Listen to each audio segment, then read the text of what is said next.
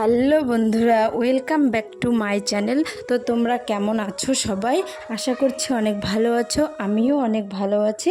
তো আজকে আরও একটি নতুন ব্লগ নিয়ে তোমাদের সামনে আসলাম। তো আজকে সকাল সকাল ঘুম থেকে উঠে আজকে আমার ঘুম থেকে অনেক দেরি হয়ে গেছে। ঘুম থেকে উঠে আমি বাসি কাজ সেরে স্নান করে নিলাম।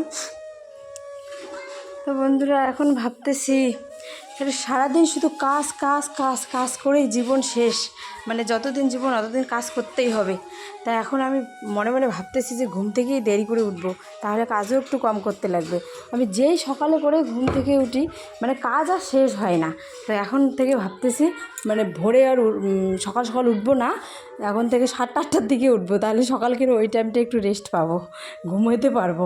ঘুম থেকে উঠলেই একদম কাজ শুরু হয়, মানে চলতেই থেকে যতক্ষণ না রাতে ঘুমানো হয়। তো তার জন্য আজকে একটু দেরি হয়েছিল, এই জন্য বললাম। তো ঘুম থেকে দেরি করে উঠলে তো কাজ মেকআপ দিতে পারবো না। তো তারপর আজকে সকাল সকাল বাড়ির কাজবাজ সেরে স্নান করে রেডি হলাম। মেয়ের স্কুল ছিল, মেয়েকে স্কুলে নিয়ে যাব। তো মেয়েকে আগে কিন্তু ভাত খাওয়াইছি, এখন স্কুল যাওয়ার টাইমে আরেকটু ভাত বিস্কুট খাইয়ে দিলাম, কারণ খিদে পেয়ে যাবে আবার। আর আজকে মেয়েকে আনড্রেসে স্কুল নিয়ে যেতেছি, ড্রেস পরাই নেই, কারণ মেয়ের ড্রেসটা ভালো করে ধুয়ে দিয়েছি। কালকে মেয়ের পরীক্ষা আছে, বৃত্তি পরীক্ষা আছে, এক জায়গায় যাইতে হবে, ডাকঘরের সেন্টার পড়ছিল, ওখানে যাইতে হবে, তার জন্য ড্রেস ভালো করে ধুয়ে দিয়েছি। আর এসে আজকে আনড্রেসে স্কুলে চলে যাবে। আজকে কিন্তু প্রচণ্ড রোদও উঠছিল, তো এত রোদ্রের মধ্যে স্কুল নিয়ে যাওয়ার কোনো ইচ্ছাও ছিল না, কিন্তু না নিয়ে গেলেও নয়।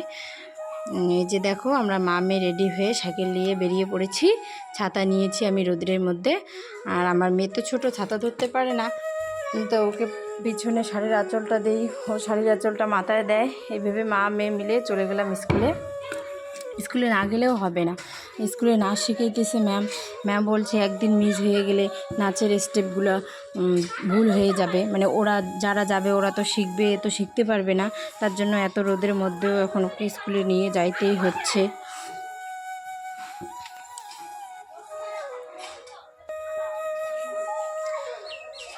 তারপর স্কুল থেকে এসে দেখি আমার ছোট যা রান্না বসাইছে। আমি কিন্তু আজকে রান্না করব না, কারণ আজকে আমি যাব মানে আত্মীয়র বাড়িতে, বলতে কি আমার বড় বাবার বাড়িতে, বড় বাবা আর বড় মার বাড়িতে। আজকে ওখানে আছে মনসা পুজো, তার জন্য আমি আর রান্না করলাম না, কারণ রান্না করব কখন যাব, তা ওদের ঘরেই খাবো। তারপর শাক তুলে নিয়ে আসছে, তো আমাকে বললো একটু শাকটা বেছে দিতে, তো আমি বারান্দায় বসে ছোটো যা রান্না করতেছিল ওকে হেল্প করলাম, শাকগুলো বেছে ধুয়ে ভালো করে এনে দিলাম, ও রান্না করে নিল।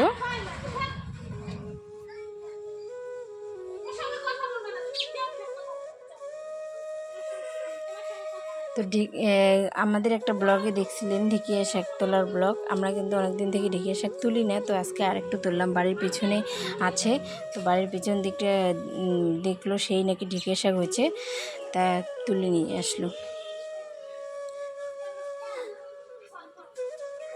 তার কিছুদিন পরে তো ঢেঁকিয়া শাক পাওয়াও যাবে না, খাওয়াও যাবে না। গ্রামে ধান হইলে নাকি ধানের মানে ধ্যাস আসলে নাকি ঢেঁকিয়া শাক খাওয়া যায় না, সবাই বলে। তো আজকেই লাস্ট ঢেঁকিয়া শাক তুললাম। তো তারপরে দুপুরে খাওয়া দাওয়া করে আমি রেডি হইতেছি, মানে দুপুরে খাওয়া দাওয়া করে তারপরে বিকেলটা অনেক কাজ টাজ করলাম, বাড়িতে সব কিছু গোছান করে নিলাম। তারপর রেডি হতে এটা কিন্তু একদম সন্ধ্যার দিকে হয়ে গেছে, এই জন্য ভিডিওটা ভালো ক্লিয়ার আসেনি। সন্ধ্যার দিকে রেডি হচ্ছিলাম, আত্মীয়র বাড়িতে যাব, বড় বাবার বাড়িতে। তো আমি কিন্তু চুলটা এইভাবে বাঁধলাম, তো আমার যা বলতেছে চুলটা নাকি আমি পাখির ভাষা করে রাখি, তো আমি না ভালো করে চুল বাঁধতে পারি না, এইভাবে পাখির ভাষা করেই রাখি, পিছন দিকে বাঁধলে নাকি ওইরকম লাগে। তো আমি এইভাবেই বাঁধি। আর খুব প্রচণ্ড গরম, জন্য একটা হালকা সুতি শাড়ি পরেছি, সুতি ব্লাউজটাই পরে নিলাম, গরমের মধ্যে ভালো মতো সাজতে ইচ্ছে করে না।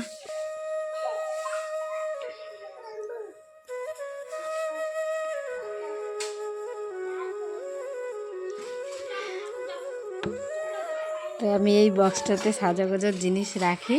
তো এই যে পলাগুলো দেখলে, পলাগুলো আমাকে আমার একটা জেঠি শাশুড়ি, মানে আমার মেজর জেঠি শাশুড়ি আমাকে গিফট করেছিল। এই যে পলাগুলো দেখো, খুব ভালো লাগে আমার পলাগুলো। তো তো আমি পলাগুলো পরে নিলাম, পলা পরে নিলাম, চুড়ি পরে নিলাম।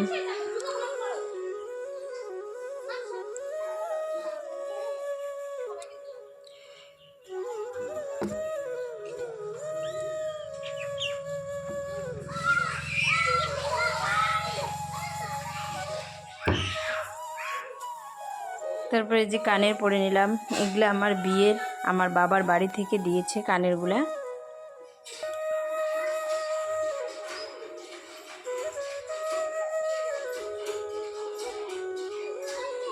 তো আমাদের আস্তে মানে যেতে যেতে অনেক রাত হয়ে যাবে, কেননা সন্ধ্যার দিকে রেডি হচ্ছিলাম। যে প্রচণ্ড রোদ উঠছে, উপায় নেই, দিনের বেলা কোথাও যাওয়ার একদম উপায় নেই। তারপরে যে সন্ধ্যার দিকে আমরা চলে যাচ্ছিলাম। আবার আমার জায়েরা আমার সাথে মানে সে বলছে যে আর এক সময় লাগে, আর এখন লাগে না, এখন বাড়ি যেতেছিস, এখন একা একা। তারপরে এই যে দেখো বড় বাবার বাড়িতে কিন্তু পৌঁছে গেছি। পৌঁছে আমি চেঞ্জ করি নেই, ওই কাপড়েই একদম শুরু করে দিয়েছি তরকারি টরকারি কাটা। ওইদিকে খেতে বসছে লোক, আমি কিন্তু একদম তরকারি টরকারি কাটা শুরু করে দিয়েছি। কারণ সবাই বলতেছে, পিসি কাকিমা সবাই বলতেছে যে কিসের কি আগে এসে একটু কাজবাজ করবি, তা না একদম শেষে আসলি। তো একটু কাজ টাজ করলাম। তারপর সবার প্রসাদ খাওয়া শেষ, আমরা পরে প্রসাদ খেয়ে নিচ্ছিলাম। তো এদিকে একটা বৌদি, আমি, সবাই মানে বাড়ির সবাই, কাকিমারা বসছিল ওইদিকে প্রসাদ খাচ্ছে।